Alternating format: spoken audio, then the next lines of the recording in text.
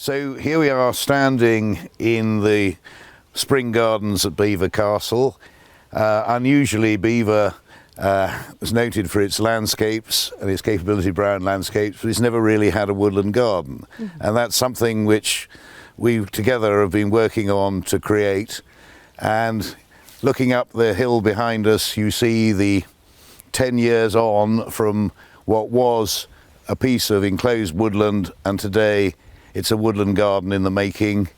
You can see magnolias covered in buds 10 years on. You can see a number of specimen trees starting to get going, and it's something new for the public to see when they come to Belvoir, something they'd all want to see round the castle, but now they can come and see round the gardens as well. The older part of the woodland gardens is up to our right, and you can see more established trees there. But we've been underplanting with a lot of azaleas and rhododendrons and camellias to boost the flowering season and to ensure that when people have come to Belvoir, they now recognise that they can have a wonderful woodland walk around and about in a way that was never possible before. And Charles, just out of interest, can I just ask him a question? Out of interest, where would the nearest woodland garden to Belvoir be? I think you'd have to go a long way in Rutland to find any woodland garden. It's always astonished me that previous generations of the Manners family hadn't really been gardeners, and probably you're the first that has got the gardening bug and decided to do something which complements everything else which Belvoir has to offer. Well, I'm, as you know, not brilliant with my plants.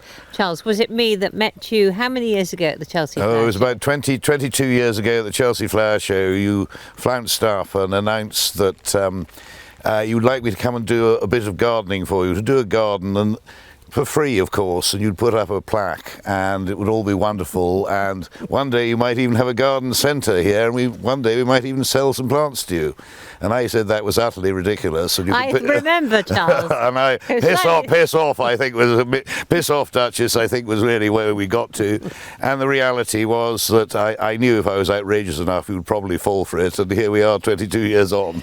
Funny, isn't it? And the weirdest thing for me, of course, is that it goes even further back than that, because I grew up right next to Stanage Castle on the Welsh borders, where your family had been planting your wonderful plants that they've been bringing in from the Far East in the 1800s. Well, in the late 1800s, yeah. I mean, Stanage was my true grandmother was a Copeman Rogers, so I spent a lot of time at Stanage.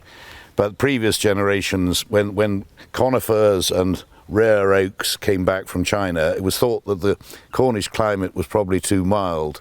So those plants went up to Stanage, which is why they've got a fantastic collection of conifers from China and rare oaks. So something I've enjoyed there. Not really a woodland garden with colour like this is, because conifers are all very well, but they don't exactly flower and produce a wonderful spectacle like this. But a similar sort of approach to woodland gardening that we've now put in place here.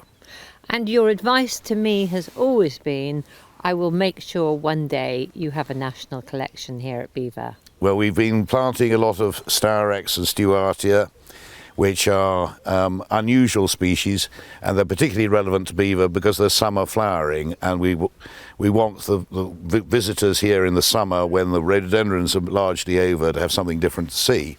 And there aren't that many species of Stewartia or Starrex, but they're all represented in this garden, and in a year or two, when they've grown a bit bigger, hopefully, yes, the national collection is a target and an objective. Well, I can say to anyone watching this video, if you've got any woodland around your home and want the absolute expert, this is the man. He has been fully responsible for everything you see in these gardens here at Belvoir. Thank you, Charles. Thank you.